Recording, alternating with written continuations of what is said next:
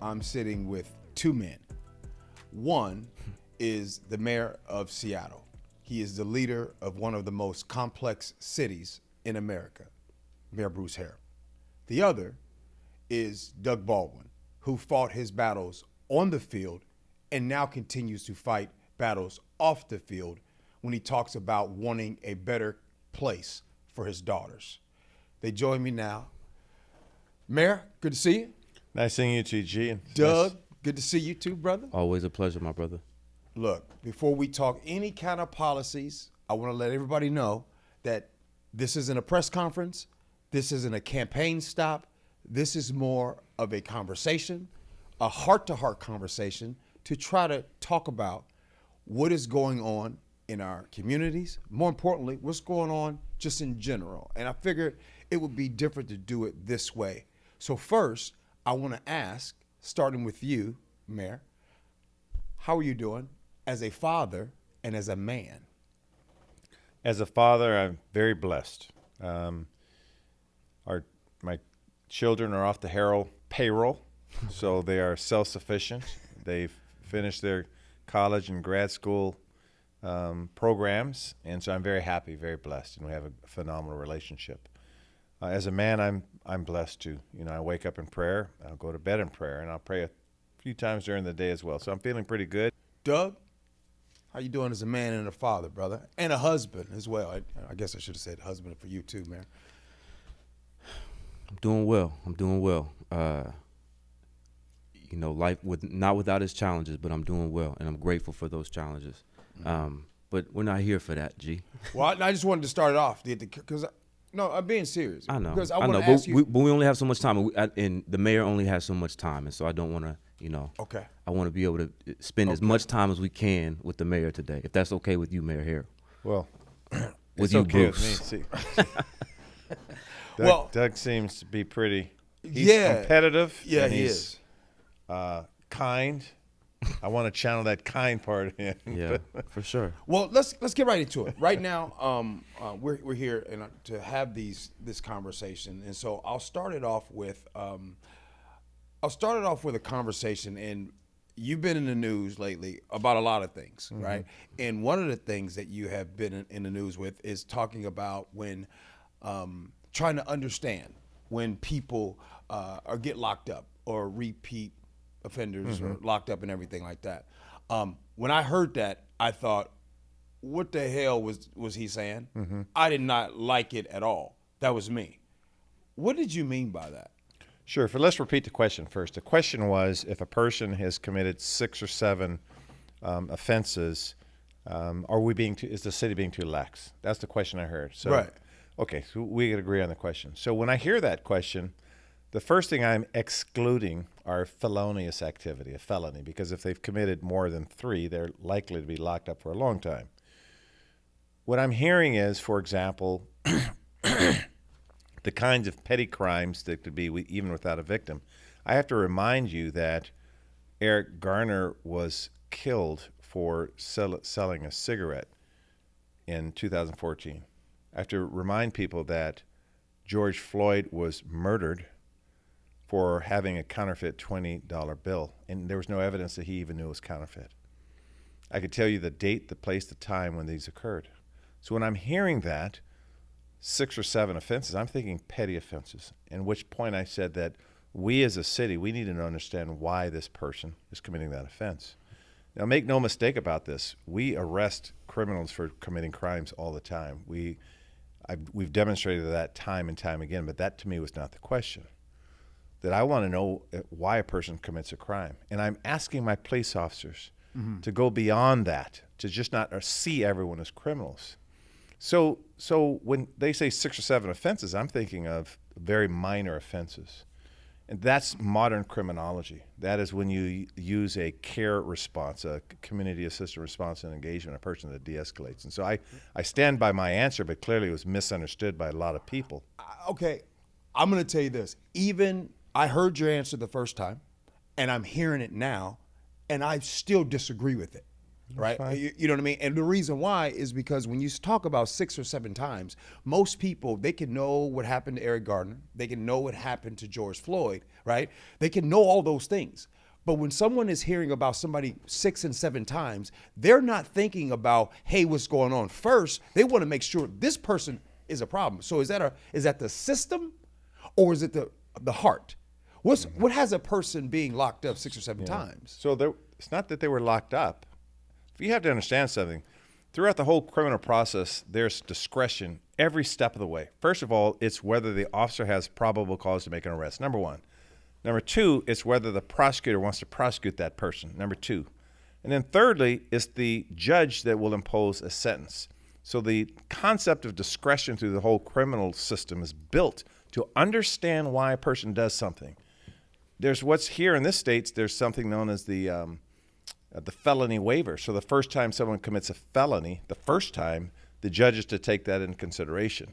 Now, obviously, I'm well versed in the criminal system. So I repeat what I said, that this person committing it 6 or 7 times is probably a petty offense. They're going to go in jail, they're going to come back out and maybe do it an 8th time. They're going to go in jail and come back out and maybe do it a 9th time. I want to break that cycle. Okay, so yes, we will make arrests. Make no mistake about that. Our officers are trained to spot through probable cause, sometimes reasonable suspicion to do certain things, to go a little step further. But once we have this person, we need to understand the whole system. And let me make no mistake about this. Our people that look like us, come from our community, often get the short end of the stick, by the way, because we have years and years of institutional neglect.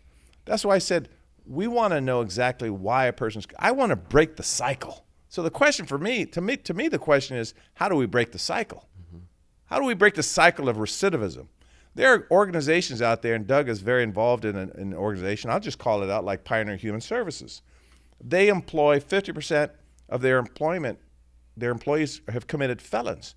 We want to give these people an opportunity to succeed. But let me make this very clear. Mm-hmm. We arrest people committing crimes every single day.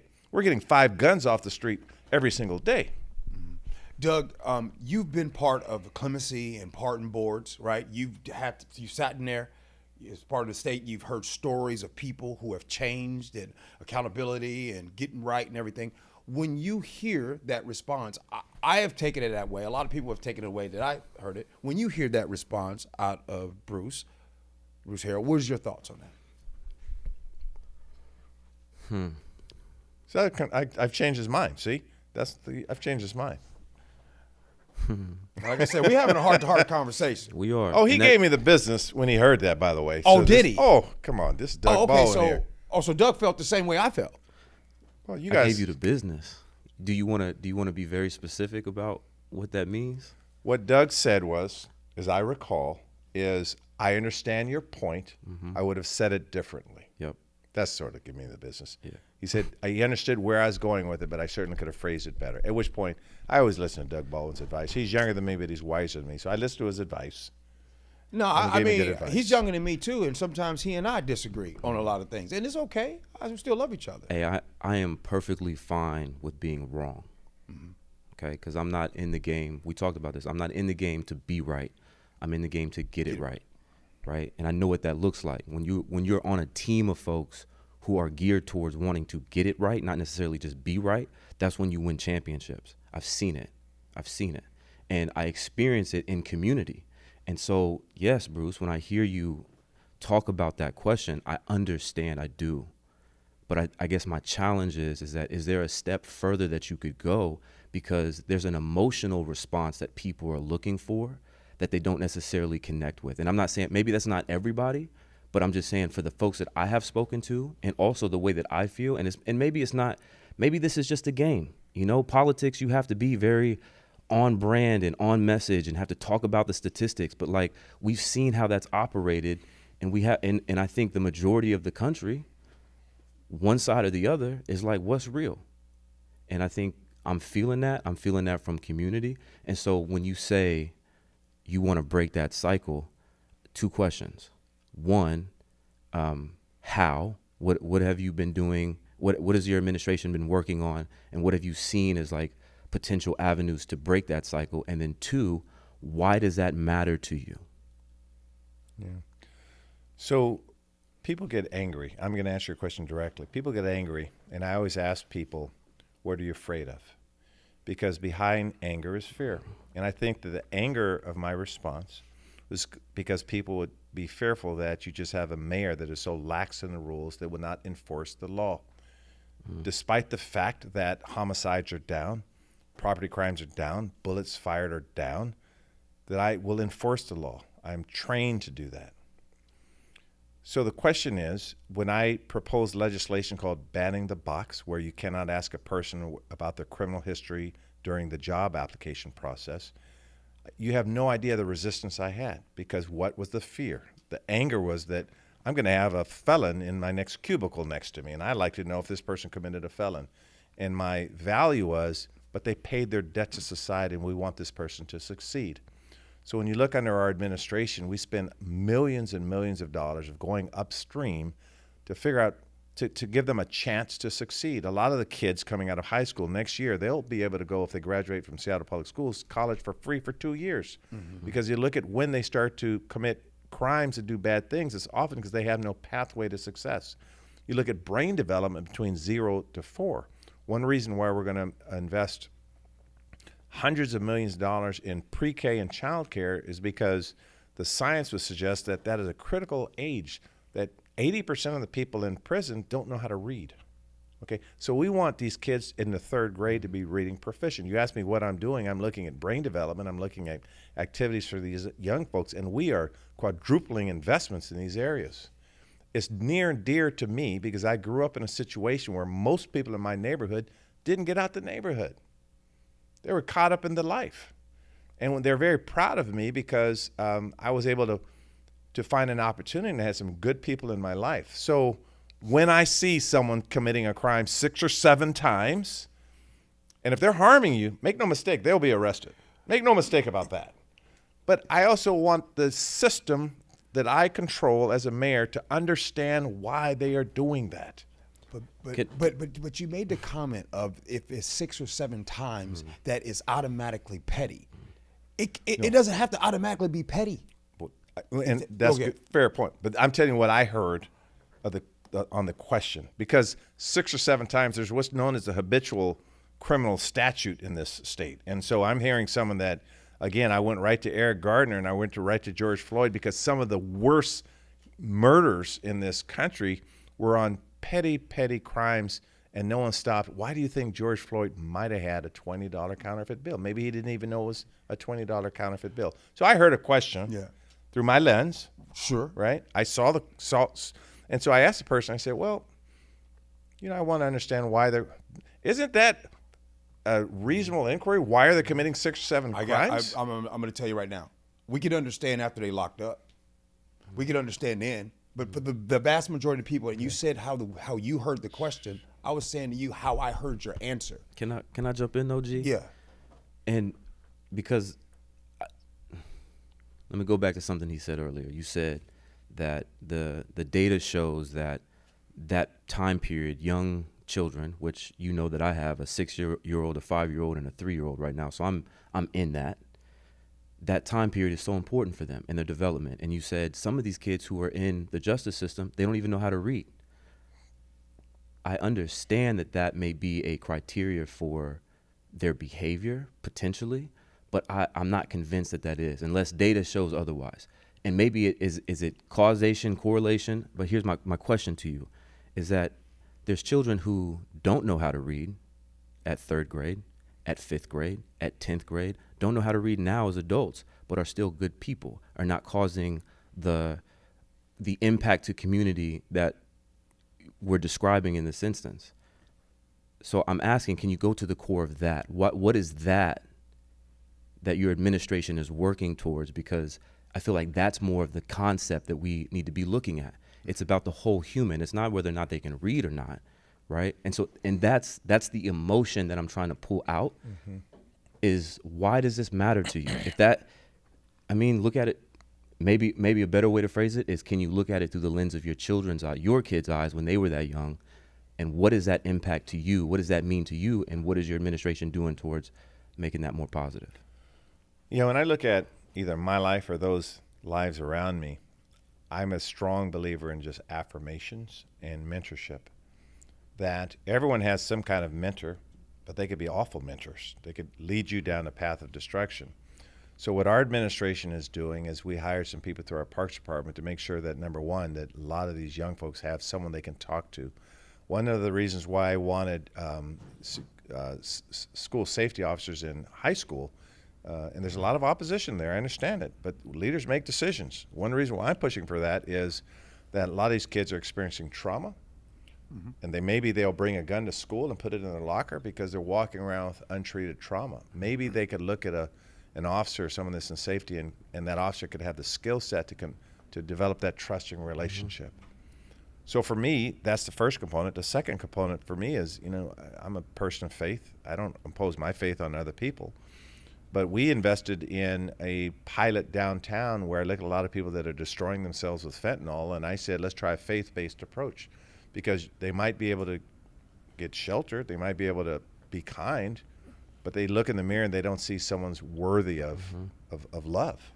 So that's another strategy that we've employed. Quite frankly, if someone has a better idea on how to save lives and clean up the streets and protect everyone, I'm all in. I talk to mayors all across the country all the time about ideas. We're doing quite frankly, we are leading the way on our approaches, not following other cities. You've been to other cities. You see how devastating some of their downtowns are. So we'll try faith-based, mentoring, everything that's can help.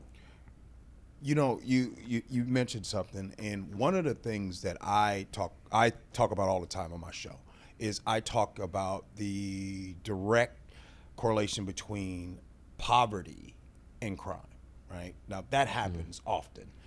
And one of the biggest things that's happening here in this city, and I started this show off and I said that you are the leader of one of the most complex cities in America.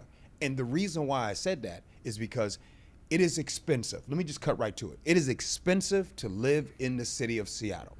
And one of the biggest problems, we saw gentrification, right? We saw that. We saw how people have had to move out. And one of the things that I hear often is I'm hearing from 20-year-olds and 30-year-olds that live in this city. They might have to have a roommate. They might have to live with their mom and dad. A lot of the problems that we are having is people are struggling financially. And that is one of the biggest reasons why people are looking at any and everybody that's saying anything to make things better for them. They're like, I need to be able to afford rent. And so there's not enough money for childcare, not enough money for after school services. So you said something. You said, what can we do better? I think that what needs to be addressed more is before we talk about all those services, before they've committed those crimes, there needs to be more. Your administration, your city needs to be more in talking to the people, the working class here in Seattle that needs to be able to afford things. Now, you can't afford a lot of the wages and afford to fix the wages and everything, but people are struggling financially, and that's why they're thinking, I don't want to do the same thing. I want to get into something else because nobody is speaking for us. So I hear them, number one. I mean, I can't refute that because that is a real feeling. What I try to tell young folks is, look what's happening to our country, number one. So if you look at close to 12 to 13% of our country under federal standards are classified as poor. Then federal poverty letters, that's close to 40 to 42 million people, number one. Homelessness in America has gone up 18%. That's almost 1 million people that are living homeless. And at the same time, we have over 1,000 billionaires. So if someone's worth 180 billion as they are, money's a finite resource. And so if you look at where does it come from, a finite resource, it has to come from people who are now suffering. So I know this well, and why would I know these statistics? Because I spent a living understanding income inequality. When I grew up, for very modest means, I didn't tell everyone, hey, I'm going to law school or grad school because I want to be broke. I said, I want to figure out a way to make it, if I will.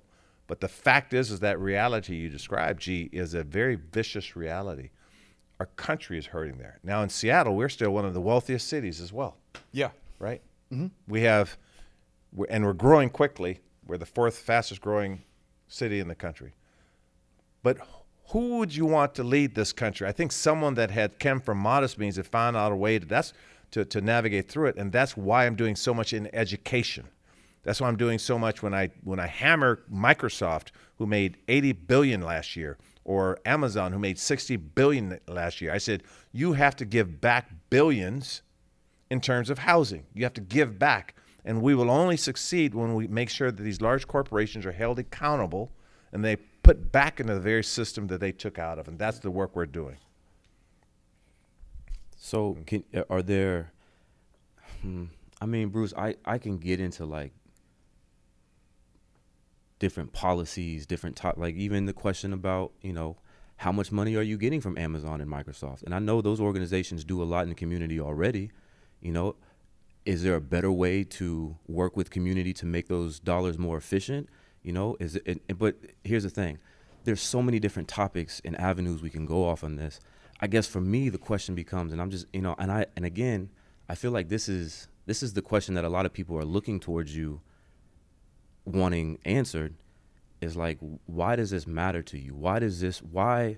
And I got to be honest, when you asked me to endorse you 4 years ago, you told me, you said, Doug, I don't know about a second term. I just feel like right now, like I got to do this. Mm-hmm. I said, all right, okay, I can back you in that. And then now you're running again. And I think I understand why. But I think other people would like to know why too. And I think tying that why to like, when you're in the rooms that we don't have the privilege to be in and you're making decisions for this community and this region, where are you making those decisions from? Why does this matter to you? I think a lot of people are looking for you to answer that question and for them to connect with your answer. Yeah, that's a fair question. So when you supported me and helped me get elected the first time, we're in the midst of COVID, still wearing masks, pretty challenging times. And since then, there's still a lot of fear that's going on, but we certainly didn't have the president we have now, who seems to exacerbate every fear that we all should have in terms of where he's trying to take this country. When he surrounded himself with billionaires around him, Elon Musk, et cetera, I can name them by name, that should have scared everyone in this country, because these people, these very powerful people who are very well versed in technology, now have access to everything. So what I tell young folks is this, is that if you look at my personal background, I don't need a job, I don't need notoriety, that I'm a product of people that helped out, even companies that employed me. And my passion, my absolute passion, I believe in this country, and I'm unashamedly patriotic about this country. I believe the answers in this country are found here in Seattle. I honestly believe that. I'm the second person of color in 150 years to be elected as mayor. And I'm radical. I'm a disruptor. I'm not afraid of anything. I don't walk around. Who can intimidate me? I don't roll that way. So when we're dealing with these large corporations, and I've talked to them all, I'm impressing upon them they have to give back. I think Amazon gave close to $1 billion in housing, still not enough. Microsoft gave like $1 billion toward housing, not enough. When I proposed this B&O tax policies, I said 90% of our businesses here are going to get a tax break. The highest payers will pay for everyone else. We are literally just getting started on this kind of work. So we have a good hand here. We have to understand that Seattle is still a phenomenal city. Mm-hmm. The answers are here. Mm-hmm. You have Boeing here, Weyerhaeuser, Alaska, REI. I could go down the list. In addition to Microsoft and Starbucks, and the answers are here. So you want someone fighting for you against these large companies, making sure that the pathway to success for everyone can be achieved, then I'm your fighter. Now, could I do that in 3.5 years? No. I couldn't do it in 3.5 years. I had a hard enough time when 1/5 of my whole my police population quit. I had over 300 officers quit. And then I looked at the checkbook. We had $100 to $200 million deficit. You have to understand something. I put $1 billion in affordable housing. Right now my budget is $350 million. And my checkbook is in the wrong, I didn't have the hand the other mayors had. So people have high expectations for me. I will meet them, but I have to talk about the reality of the situation. I've had $642 million of a deficit in the city. Yet you saw me remove encampments in the tune of 80% from our areas and shelter people. They say we reduce shelter. That is a lie. In 2020, we had 2,078 shelters. Right now, we have 3,025. See, I take my craft seriously about what we invest in. We are sheltering people. In 2023, we had 2,204 accepted shelter referrals. You're dealing with a mayor that is passionate about using the measurements to build this city up and give every person a chance to survive. And you have to meet me halfway. If I'm getting you in college for 2 years for free, you got to show up, right? So I'm the person to champion these causes. But if people think, you think my success came like this? Do you know how hard it was for me to even get this job to begin with? You know what time I was up this morning? Do you know what time I went to bed last night? This is a tough job. It's not for the faint at heart, number one, and it's certainly not for someone that's completely inexperienced. So I'm the warrior, the change agent, the fighter you want to see, and I'll always be that way. And when I look myself in the mirror, I know that, as does my wife and my kids and everyone around me. They see how hard I work. Mayor, I'm going to slow it down. Got a brother all hyped up now, man. So But can I? Go ahead. Can I, Go ahead. please? Because I'm going to, you go ahead, Doug, because I have a point to make. Go ahead. Bruce, but I think that's the energy people want to see. They want to see the real raw. And there's a part of it that's like, like there's still some stuff there that like I got questions about, but I can see the aim. And I think that's what a lot of people are asking for right now. What's the aim? Because there's a ton of stuff going on. There's a ton of stuff going on, and we get it from not only from the state level, the local levels, and also the federal level. But people need to see that. They need to know like who's fighting for them, who's in that corner. So I'm glad you brought that up about who's fighting for them. And when I was hearing your passion and I was hearing the dollars that you were talking about, I want to tell you, look at Seattle right now as if it's a classroom. I used to watch the show. You watch the show. Doug, you don't know nothing about this show. This is before your time. Welcome Back, Kotter. Back in the day, right? John Travolta, all that. Usually in the back of a classroom, there's always the people that's throwing spitballs, reckless. They're the bad, just doing whatever they want to in the back. And in the front of the classroom, you got the folks that kiss up to the teachers, bring the apple to the teacher, and are nice to the teacher. But then in the middle of the classroom, you have a bunch of people in the middle that it feels like nobody pays attention to them. And here's what's happening a lot of times, that when I talk to these young people and I talk to people even my age, the people in the middle don't feel like they are being heard, because the folks in the back of the classroom that's always getting in trouble, there's dollars for them. And they're trying to be understanding on why they throwing spitballs. And then the people that's in the front, right? The 1%, the Amazons and the Microsofts that's here, they get all the, hey, can you do this? Can you help us out? But the people in the middle that's just trying to make it. So when we hear, or when people in the middle, the working class, when they hear, oh, we got all these great things at the waterfront. Well, I don't care because I can't afford to go there. Oh my goodness, when are the Sonics gonna come back? I don't care because I can't afford tickets. So the reason why, and by the way, I'm gonna tell you this, I'm getting passionate right now because, look, man, you born and raised in Seattle. You know, and as far as crime, people says, well, Bruce doesn't understand crime. You understand this. You're a black man that grew up here in Seattle.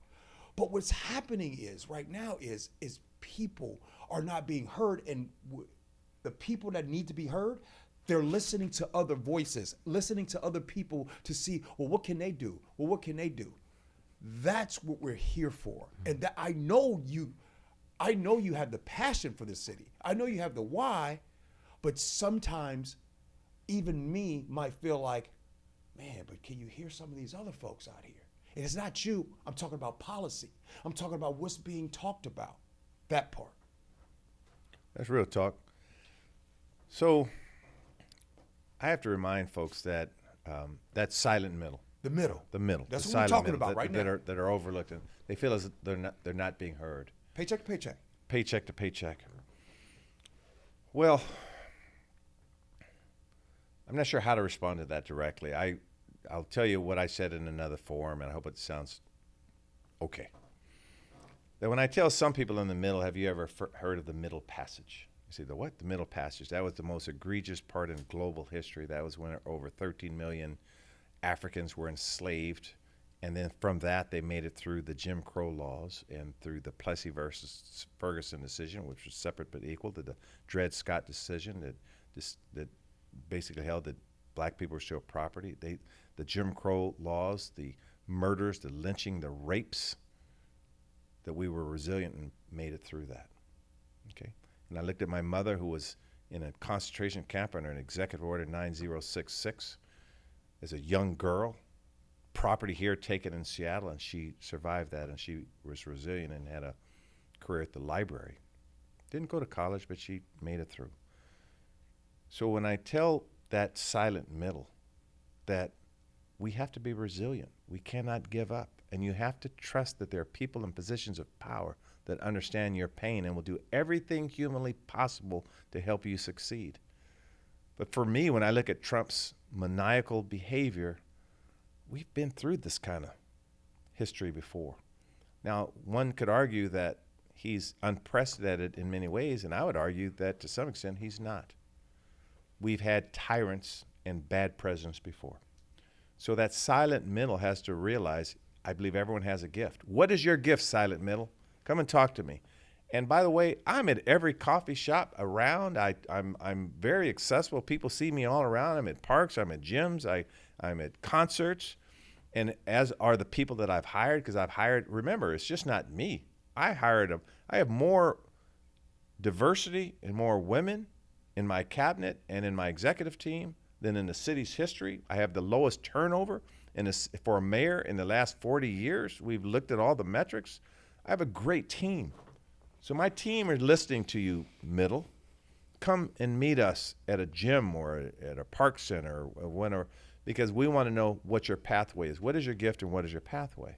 They are heard by the city of Seattle. They may not be heard by Trump, but they're heard by us.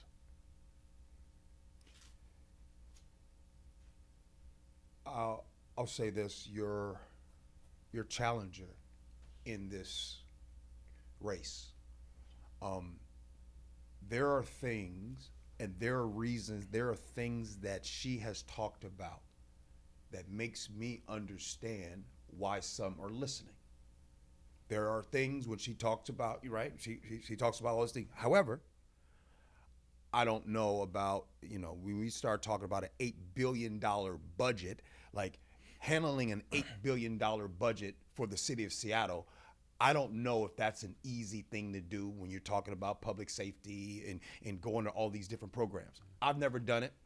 And if anybody has never done that, understand handling an $8 billion budget is tough.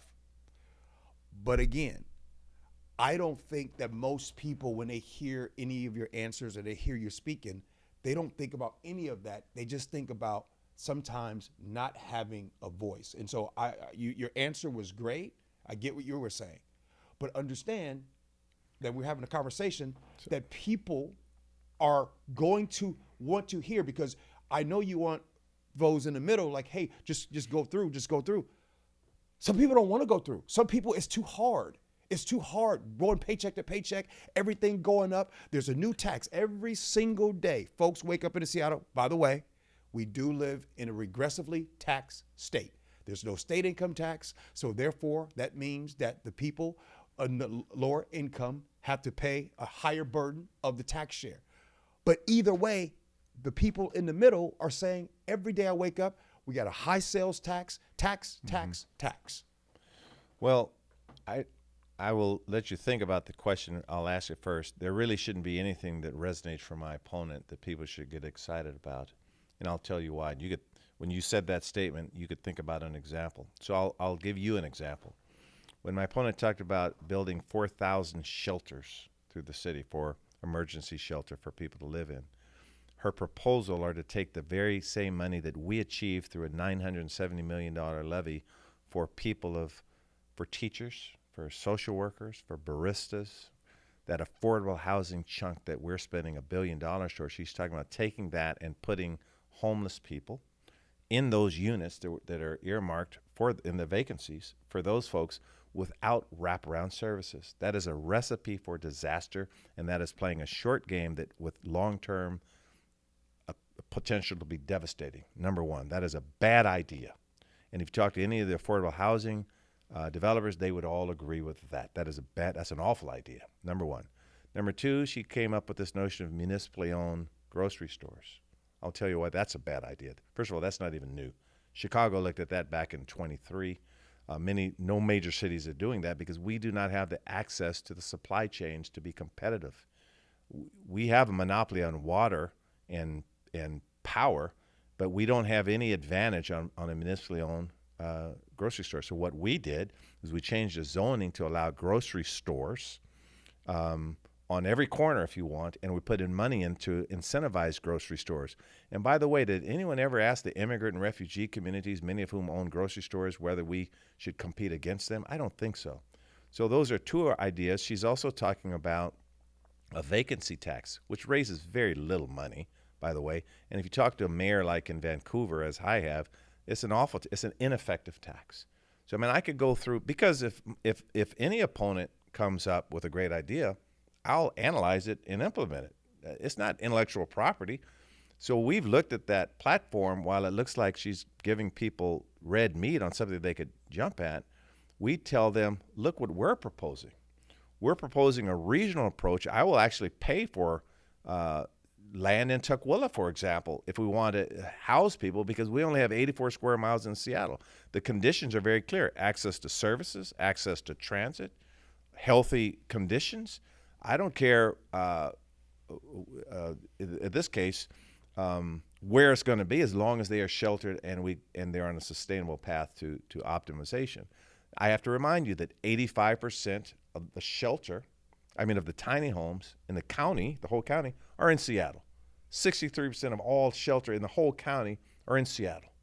So Seattle cannot do it alone. So her idea is to take Seattle money to put homeless people in affordable housing earmarked for our teachers is a bad idea. So her ideas may resonate superficially, but in the long term, they should be impressed upon our thoughtfulness in how we're achieving housing affordability. To piggyback off of that question and your answer, it does sound like it's a regional approach, which means that you're going to have to work with mayors across the region to get work done, not only for folks who are in crisis and who need support right now, but also for the middle class, for the working class, for folks who are, just trying to survive and thrive in this region. So if that is a regional approach, I guess the question would be, how do you go about working with mayors across the region? Like, what is your strategy? How is that going?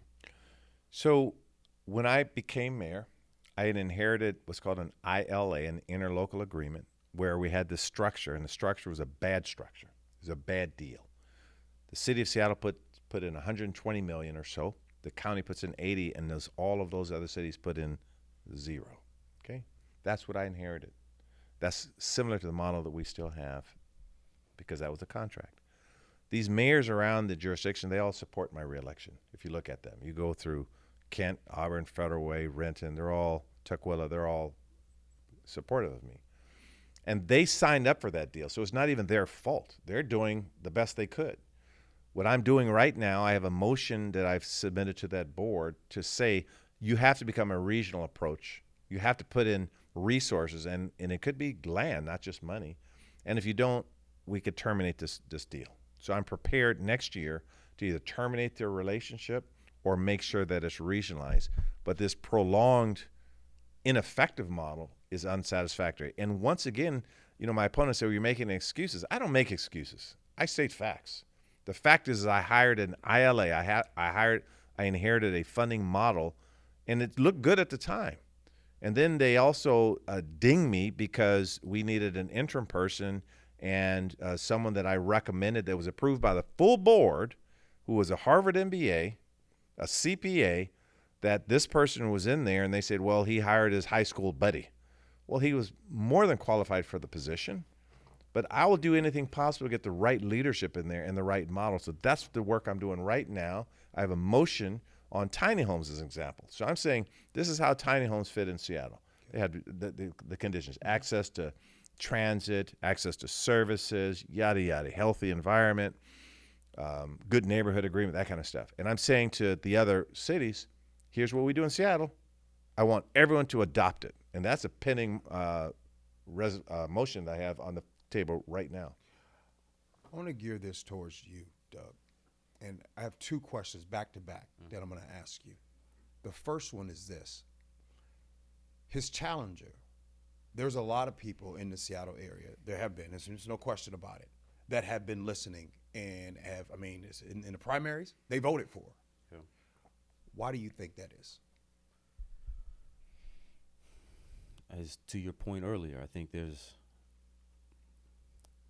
if I'm looking at it just from a human perspective, right? Zooming out and looking at the grand landscape, there's just a lot of chaos in the world, and people are already feeling anxious about that in general. And then when you throw on the challenges of, you know, what's going on in society in general, both at a national level and local to some degree, and also, you know, you're seeing out what's happening in other cities. Yeah, I can understand the anxiety that some folks have, right? That's one thing. Okay. The next thing is what you alluded to was just the challenges of surviving and thriving here economically. Now, that's not unique to Seattle. You know, that's, I think that's a much broader conversation. Mm-hmm. Point being is that there's a lot of challenges that are happening in this time period in America and in the world, right?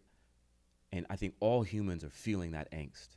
And so when you have somebody who is maybe their tone is different, their approach is different, the way that they speak about it is different, but also aligned with what I believe is what we all agree on is like there's things that need to be fixed and need to be addressed. Where we may disagree on the topics is how we get those things done. And I agree with the mayor in that, listen, and Bruce has heard me say this, like, I like Katie. I like the way she's coming at it, and I can feel the groundedness in it. Do I think she's the right candidate for the city at this time? No, I don't. Why? Hold on, why?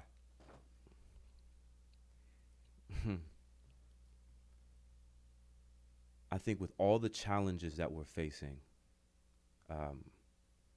in the political realm, and also just socially, I think you do need a steady hand who has been in there, who has seen it, and has been in it. He was city council for 16 years, right? 12 years. Mayor for 4 years already. Like, there's an experience there.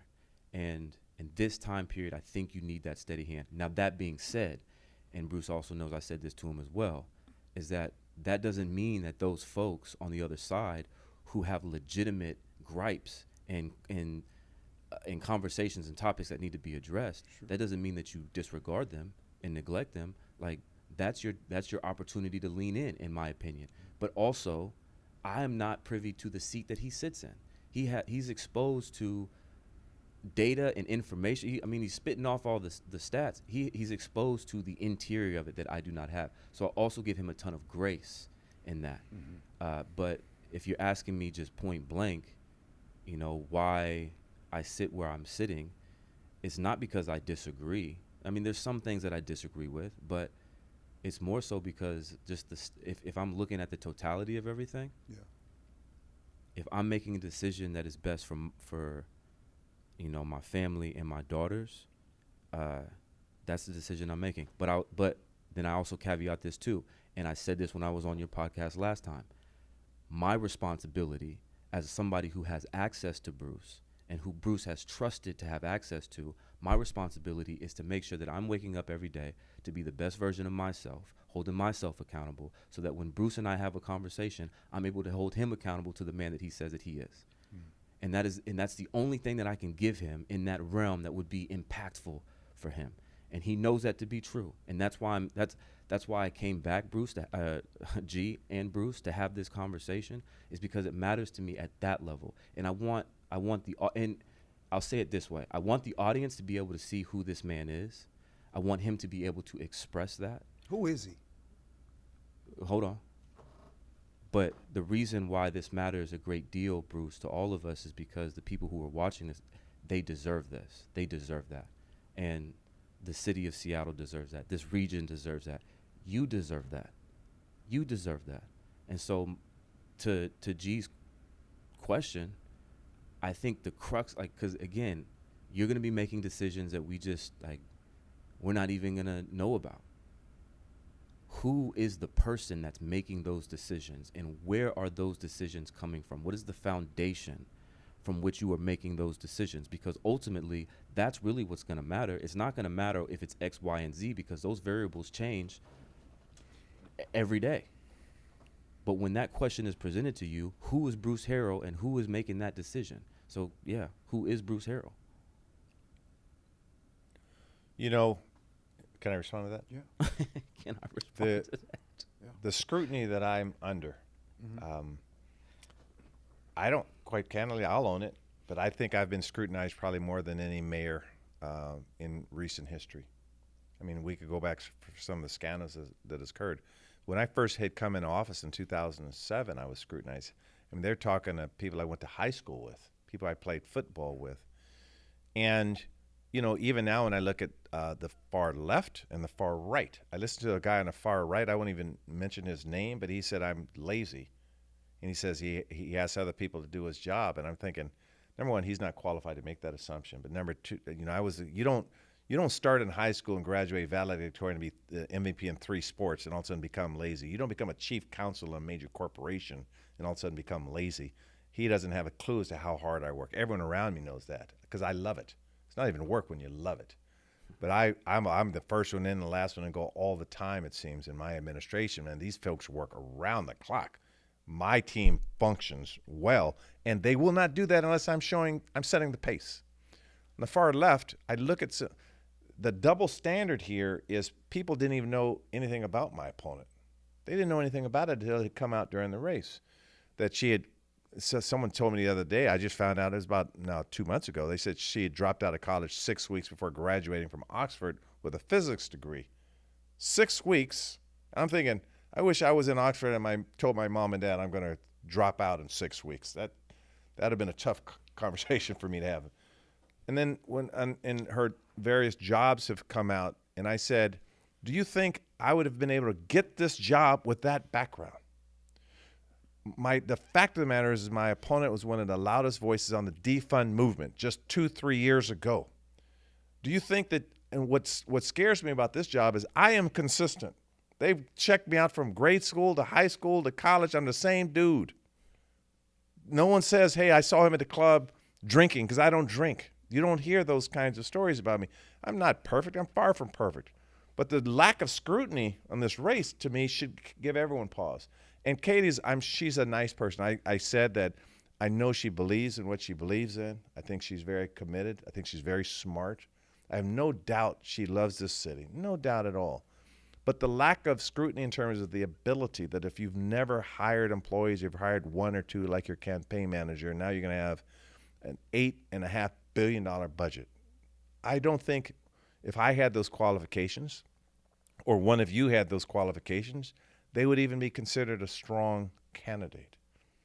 So what I don't want the city to do is fall for a false bill of goods. You have to have a North Star. If there's one thing you have to have in this job to be effective, you have to have a North Star. And when we started off with that question about 7 or 8 people committed offense, my North Star is to try to understand that human being. I'm not afraid to arrest anyone. I'll tell my chief of police and my officers, arrest people breaking the law. That's easy to say. Mm-hmm. But my opponent, who was defunding, now say, well, we'll adequately staff them without committing to one number. And I've had to be the one to say, well, what does that mean?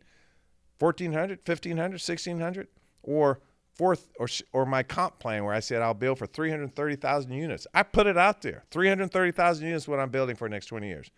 And my opponent said, well, it's not far enough. And I said in a debate, well, 350, 400, what's far enough? They won't answer that question. We got an election in 2 weeks. So Seattle, that middle, those silence, you better scrutinize, because it's going to get worse and worse and worse if you don't have someone with a clear North Star that's tough enough to make these decisions for you. Because I was in that middle. My voices, people like me, have been overlooked for hundreds of years. That's my stories in the middle. I remember as a young lawyer sitting in a room, and I raise my hand, I make a point, and no one seems to listen, and someone else makes the point that doesn't look like me, and all of a sudden it's brilliant. It's a brilliant idea. Thanks, John. That's a brilliant idea. And I'm like, well, I just made that point too. I've been in the middle. I haven't always been in this positions of power. So I understand that missing middle, if you will, and that's why I'm fighting for that missing middle. You made this comment about being scrutinized, and I'll agree with that. And I'm gonna relate this, since we have both of you. You won a Rose Bowl back in the day. You're a Super Bowl champion, so we can go sports for a minute. You talked about being heavily scrutinized, and you know what? You're right. People do have a higher standard for Bruce Harrell. I have a higher standard for Bruce Harrell, and the reason being is because you've been around. You've been in this city. You've gone to college in this city. Garfield graduate, all that stuff.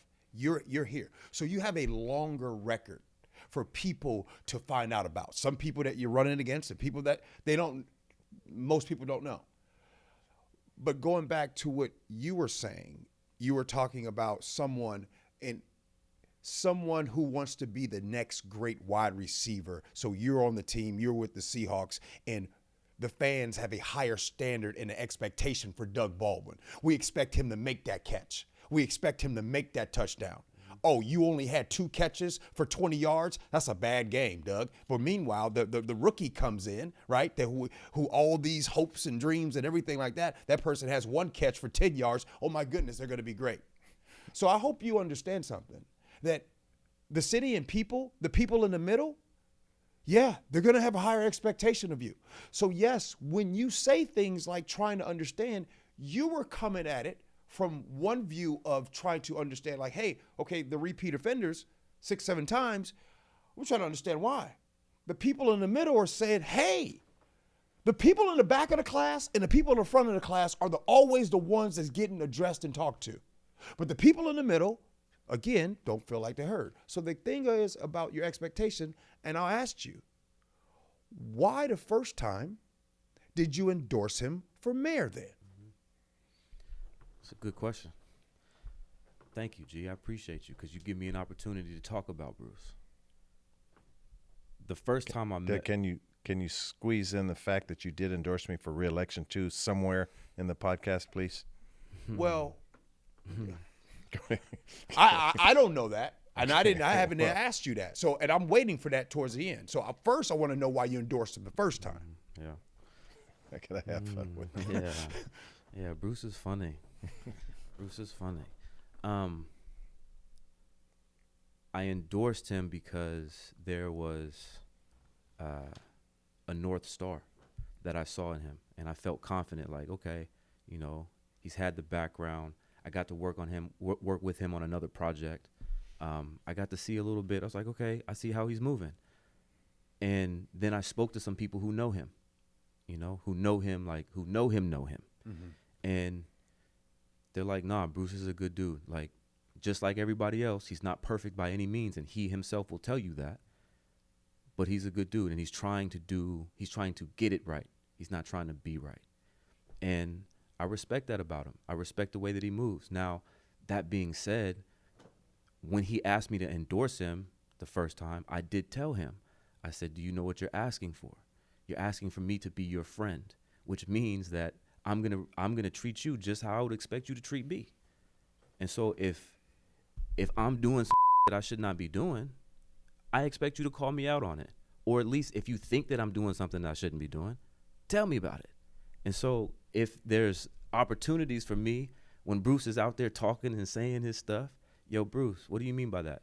I'm just curious, not because I'm trying to come at you, but like, you know, I'm being the friend that you asked me to be, you know, because if I endorse him and then don't talk to him anymore, what's the point?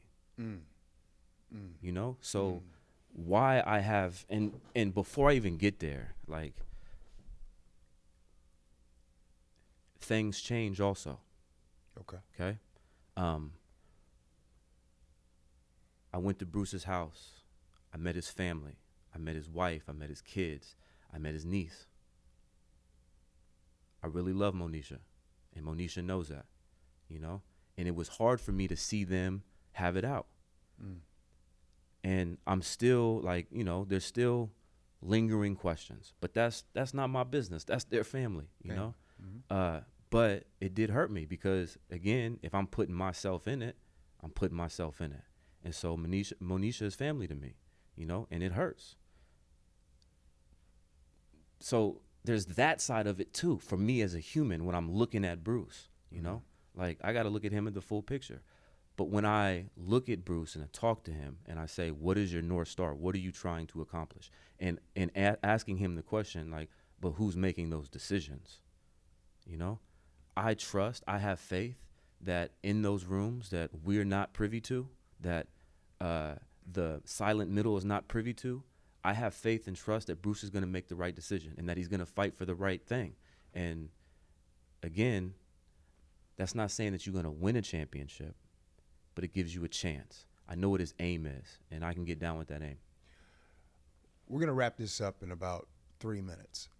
And before I come back to you, Mayor, you know, Doug, full transparency, you and I are very close as well. We text every day, literally every day, probably all day. You came here specifically because you wanted to have a seat, and you wanted, matter of fact, you even moved the chairs around a certain type of way. Why really are you here? Now, we could sit here and sure, we could plaster Doug Baldwin's name on an endorsement, whatever about that. Why are you here? That's a good question. That's a great question. And I appreciate you asking, because last time we spoke, I said it's all about your why. Why am I here? Because this is who I am. Bruce asked me to endorse him. He asked me to support him. This is who I am. This is how I support you, Bruce. You know what you're asking for? Yeah, okay, bet. Then I can do that for you, you know? And anybody who knows me, who's played with me, who's worked with me, who's partnered with me, they know I'm a competitor to get it right. Not to be right, but to get it right. Because what else would we be doing? Why are we here? If we're not in it to get it right, then what are we doing? And as I said last time I was here, this oxygen that I'm breathing, it's a gift. It's a gift, and I have to cherish it.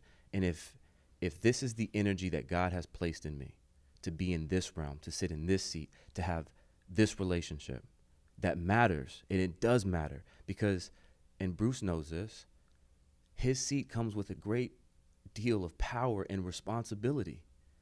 And as somebody who feels very strongly about people taking their power and responsibility seriously, their role on the team seriously, what if I'm on his team, what else am I supposed to do? I'm supposed to hold him accountable to who he says he's supposed to be if he's in that seat. Because if the roles were reversed, I would expect him to do the same. And if he didn't do the same, that would be a problem. He wouldn't be being a friend. And so me being here and telling him the truth and being honest with him and helping him be the best version of himself is what I would ask of him from me. And it is what he does for me. And I'm very grateful for that. And so that's why I'm here, because it does matter. It matters a great deal to the people that we serve through all the programs we do as an organization, to the people in his city, to the folks that we communicate with out in community, all the things that you do, G, it matters. And as I said before, it matters to me at a deep personal level because I'm raising daughters here. They're in school right now. They're around other folks who are in community that I get to talk to and understand their challenges in life. And yeah, like for whatever reason, it matters to me.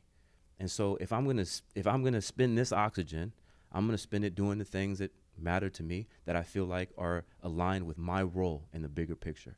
And that's being the friend that Bruce Harrell has asked me to be, and to require that back for me as well. So that's why I'm here. Doug, is that fair, Bruce? That's very fair. Am I sugarcoating anything? No, I would never accuse you of that. I don't think anybody would accuse you of that. Anybody that, if you know Doug personally, you know that he ain't gonna sugarcoat. So you also know that it's all love. All love. Here's the last question. Mayor, I don't want to, like all the budget stuff, the $8.5 billion, all the policies, throw it all out. I don't want to hear about that. What did you learn in this conversation with us three today? I learned that there's that missing swath of people, that middle swath of people that need to be heard. They need to be felt like they're heard. And that, yes, I've been in a position of power, but they have to be convinced that not only am I the right person for the job, but I'm the right person for them. And, you know, one reason why I was so appreciative of Doug's support is because I got to know his story. He was one of the most phenomenal athletes on the field, but people didn't recognize that he was an undrafted free agent, and he rose to the level that he did because he believed in himself. You've had impediments to your success. Everyone has, and I'd say that to say this, that middle folks, there's impediments in their way. That's been my life story. I wasn't a big linebacker. I was a small linebacker. I want to be the best possible mayor that I could be for that middle group. And I could only do it with friends like Doug and you and others. And I'm the consummate student. I mean, I'm no young kid. I'm still learning. So I'll be better. I'll do better. I close by saying this, is that I still think the answers in this country are right here. And, you know, when I have Senator Cantwell or Governor Ferguson and Attorney General Nick Brown and Congressman Adam Smith and Pramila Jayapal all supporting my reelection, it's because I think I've earned it. I've earned it. I've worked that hard for it. And that's what I need that middle group to understand, that I get up early to work on this job, and I'm there for them. Thank you both. Appreciate you, Mayor. Appreciate you, Doug. Appreciate you, my brother. Yes, sir. All right. That's a wrap. All right.